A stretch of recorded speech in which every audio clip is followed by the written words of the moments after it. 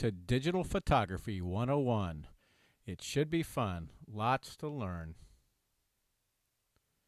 Let's start by maximizing the image size.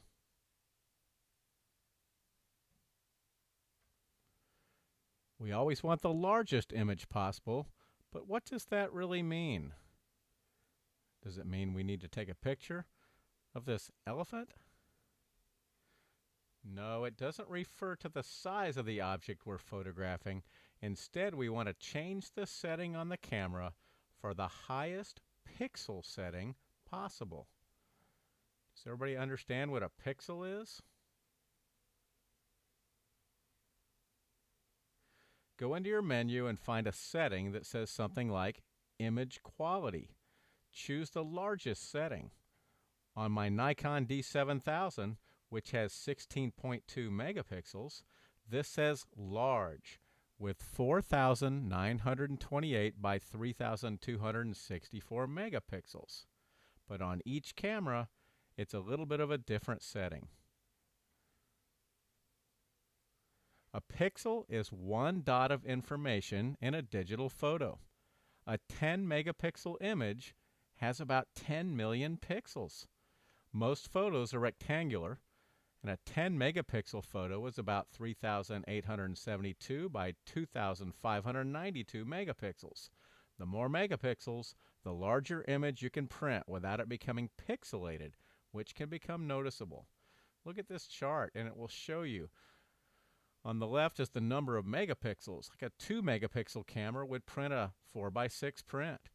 And then we go all the way to the other side. A 24 megapixel camera is going to print a 24 by 20 photo without any pixelation. If you print above the acceptable size, the image will deteriorate slightly. This is most important when we're cropping. So in this picture, look at the picture of the moon. The moon is a very small portion of the photograph.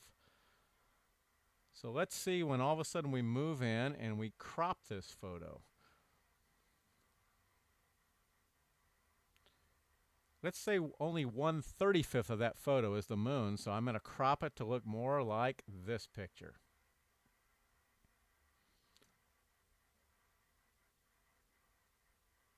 Okay, remember that wasn't very much of the portion of my photograph.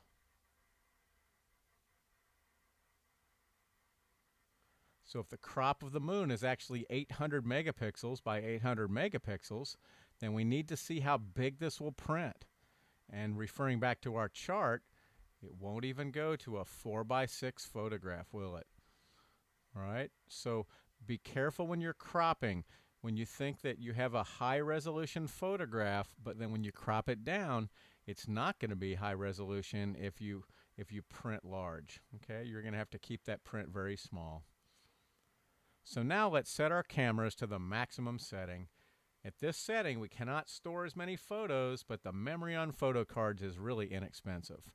Let's take our highest resolution pictures. Next, let's discuss ISO. This is one of the 3 pillars of photography: ISO, aperture, and shutter speed. ISO is much like film speed in the old days. Has anyone here ever even heard of film? The lower the ISO number, the less sensitive the camera is to available light. The higher number, the more sensitive. But with a high setting, if we take night photos, it gets grainy. Look at the photo on the left is with ISO 200, then the photo on the right with 3200. Do you see the graininess? So find the ISO sensitivity settings on your camera. Most DSLR cameras have an auto setting, but much like taking photos in auto, you give all of the control to the camera.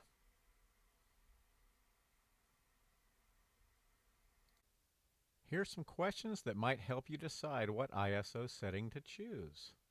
First, are we using a tripod or hand holding the camera? When using a tripod, we might be able to use a slower shutter speed, which would allow us to lower the ISO. Do we need a larger depth of field? If not, we might be able to increase our aperture, which allows more light into the camera and will allow us to lower the ISO. Can you see how f2.8 allows more light into the camera than f22? Is the subject moving? If the subject is perfectly still and we are using a tripod, we can slow the shutter speed and lower the ISO. How big will the image be when enlarged? Noise cannot be seen on a camera's LCD because it's very small. As a result, the pixels are small and we cannot see the grain. Noise is not noticeable until we print a larger photo. If we only need a small photo, we can probably get away with a higher ISO. Be careful though, if you often change the ISO, you need to check this setting before you begin shooting photos.